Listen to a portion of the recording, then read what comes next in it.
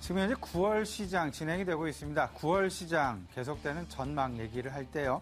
대부분의 대다수의 전략가들 9월 변동성의 한 달이 될 것이다라는 얘기 많이 나오고 있죠. 그렇다면 오늘은 같이 한번 이런 생각을 해보겠습니다. 변동성을 극복하는 방법 내지는 변동성을 극복할 수 있는 대응 전략 같이 한번 생각을 해보면 어떨까 싶습니다. 일단 9월 시장 변동성 장세 전망 다수 나오고 있습니다. 그 상황들 좀 조금 더 자세히 살펴보도록 하겠고요. 반면에 한편에서는 경기 회복에 대한 기대감 계속 진행이 되고 있죠. 미국에서 들려오는 소식, 유로존에서 들려오는 소식. 일단은 제조 기반이 안정적인 지금 그 발전 상황을 보여주고 있다라는 것. 일단 전체적인 그림에서 시장의 분위기 밝게 만들어주고 있다 말씀을 드릴 수 있을 것 같습니다. 하지만요, 이런 두 가지 속에서 변동성 극복하려면 차별화와 역차별화를 좀 생각해 볼 필요가 있지 않을까 생각이 됩니다. 차별화는 어떤 부분일지, 그리고 역차별화에는 어떤 부분이 있을지 같이 잠시 후 조금 더 자세히 살펴보도록 하겠습니다. 먼저 9월 변동성 장세에 대한 전망, 정리를 좀 해보겠습니다. 악재들 많이 산재해 있죠. 정리를 해봤는데요. 미국의 QE 축소 관련 이슈, 그리고 부채 상한선 협상 이슈, 더 나아가서는 일본에서는 이제 소비세 인상 관련된, 소비가 혹시나 소비세 인상 관련된 이슈로 인해서 축소될 가능성, 이런 부분들이 전반적으로 일본의 경제를 억누르지는 않을까라는 그런 생각들 좀 많이 가지고 있죠. 아울러서 시리아로부터 촉발된 중동의 지정학적 리스크, 계속 시장 내 어떤 그 불안감으로 작용하고 있는 것은 사실입니다.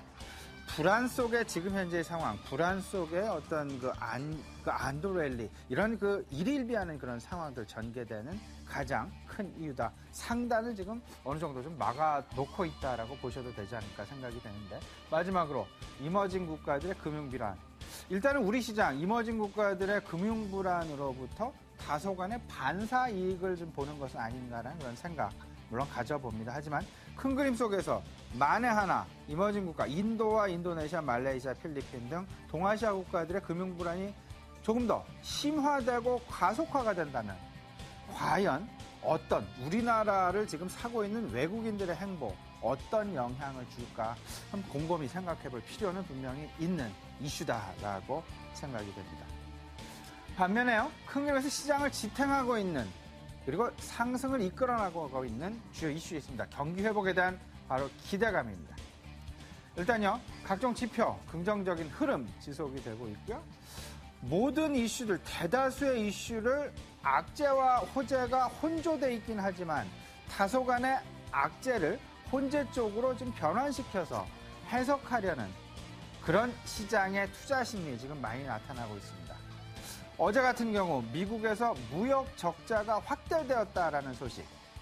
이 부분을 놓고요, 오히려 긍정적인 얘기도 지금 나오고 있다라는 것. 무역 적자가 확대가 되면 일단은 글로벌 경제 그렇게 썩 좋은 부분은 아닐 것입니다. 하지만 이를 놓고 미국에서 해석, 어떤 방향도 나왔었냐 하면요, 이런 방향도 나왔었습니다.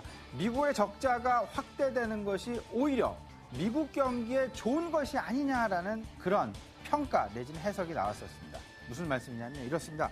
미국의 적자가 확대된 이유, 미국에서 그만큼 소비가 많이 늘어났기 때문에, 소비가 활성화되고 있기 때문에 무역의 적자 폭이 더 늘어날 수밖에 없는 것이고, 최근 들어서 미국에서 각종 제조 기반에 대한 정책 금융의 확대, 어떤 그 세제 지원이랄지 이런 부분의 확대로 인해서 리쇼어링이라는 얘기 많이 하고 있죠. 역외로 진출을 했던 그런 제조 기반이 다시금 미국으로 돌아오는 메이드 인 USA를 지금 만들어가고 있다라는 그런 부분들로 인해서 제조량은 늘어나고 소비는 활성화가 되니까 오히려 무역 적자가 늘어나는 것은 나쁜 의미가 아닌 오히려 좋은 의미가 아니냐라는 이런 쪽의 해석 나오고 있다라는 것, 조금 더 호재 민감한 쪽으로 시장의 어떤 그 해석의 방향성이 지금 나타나고 있다라는 것도 한번 참조하시면 어떨까 싶습니다. 마지막입니다. 모멘텀 관련된 지역별 차별화 부분 꼭 좀 고려를 해 두셔야 되겠습니다. 미국 같은 경우 경기의 호조가 작년 연말부터 계속해서 나타나고 있었다라는 것. 그렇다면 기저효과가 점차 둔화되고 있다라는 부분 생각을 해보시고요. 유로존 같은 경우는 이제야 기준선을 통과해서 기저효과를 가장 크게 만들 수 있는 모멘텀을 꾸려가고 있다는 것.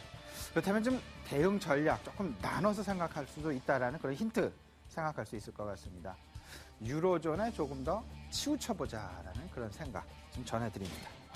차별화, 역차별화 이 부분도 생각을 해봐야 됩니다. 글로벌 펀드 플로우. 일단 최근에 이머징 국가에서 선진 증시로 돈이 많이 빠져나간 것이 사실입니다. 그 펀드 플로우 속에서 좀 살펴보면요. 권역 내에서 살펴본다면 나가는 거는 맞지만 나가는 와중에 우리 시장으로 같은 지역 내에서 움직이고 있다라는 것. 이런 그 펀드 플로우에 서로 다른 기준점을 가진 그런 펀드 플로우를 좀 체크를 해보셔야 되겠습니다.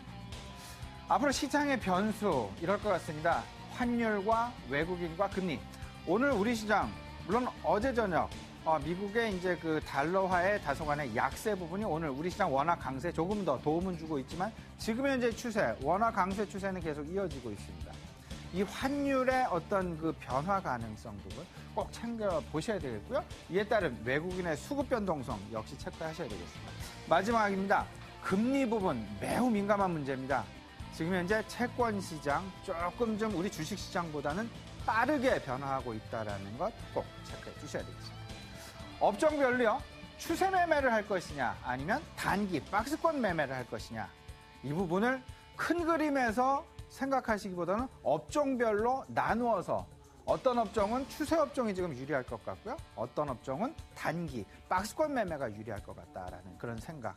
일단은 유로존에 조금은 더 치우친 업종 같은 경우, 경기 민감 업종 같은 경우, 대표적인 게 조선하고 기계가 되겠죠. 이런 부분 같은 경우는 추세 매매가 오히려 예를 들면요 바람직해 보일 것 같고요.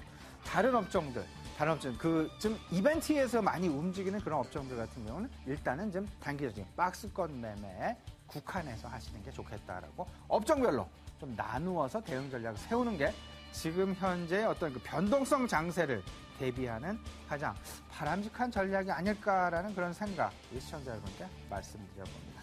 예, 전체적으로 있었던 시장 내 주요 이슈 교보증권 김영렬 팀장 스튜디오에 모셨습니다. 김영렬 팀장과 함께 얘기 더욱더 자세히 이어가도록 하겠습니다. 잠시 뵙겠습니다.